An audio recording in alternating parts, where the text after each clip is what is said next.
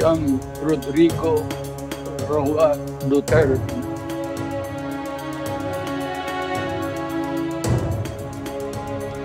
Nanindigan ng International Criminal Court na sakop o may jurisdiction pa rin ito sa mga kaso bago kumalas ang Pilipinas sa Rome Statute. Sa panayam ng GMA Integrated News, sinabi ni ICC spokesperson Fadi El Abdallah na sakop pa rin ng ICC ang mga krimen o kaso mula 2011 hanggang 2019 kung kailan kasapi ng ICC ang Pilipinas. Kaugnay naman sa legalidad ng pag-aresto kay Duterte, ang ICC judge raw ang magdedesisyon ukol dito.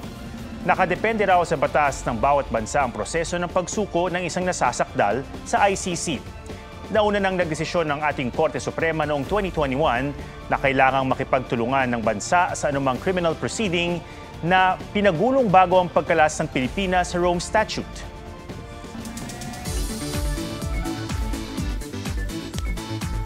Sa Tawi-Tawi may floating market na tumitingkad gabi-gabi at may mga sea otter na atraksyon sa mga turista. G tayo dyan kasama si Ian Cruz. Sa ilaw ng mga bangka, naging makulay ang floating night market ng Sitangkay, Tawi-Tawi. Gabi-gabi, ngayong buwan ng pag-aayuno ng mga kapatid nating Muslim, ito ang kanilang nagiging libangan. Iba't ibang uri ng gulay at prutas ang makikita, pagkain at mga kapamili sa kanilang paninda. May night market din maging sa kalapit na bayan ng Bungaw. Buhay na buhay rin ang wildlife lalo sa Turtle Island. Dahil may masisilayang sea otters. Nakikipaghabulan pa ang mga yan. Sanay na raw silang makihalubilo sa mga tao.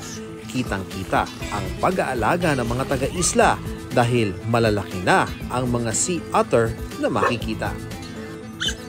Ian Cruz nagbabalita para sa GMA Integrated News.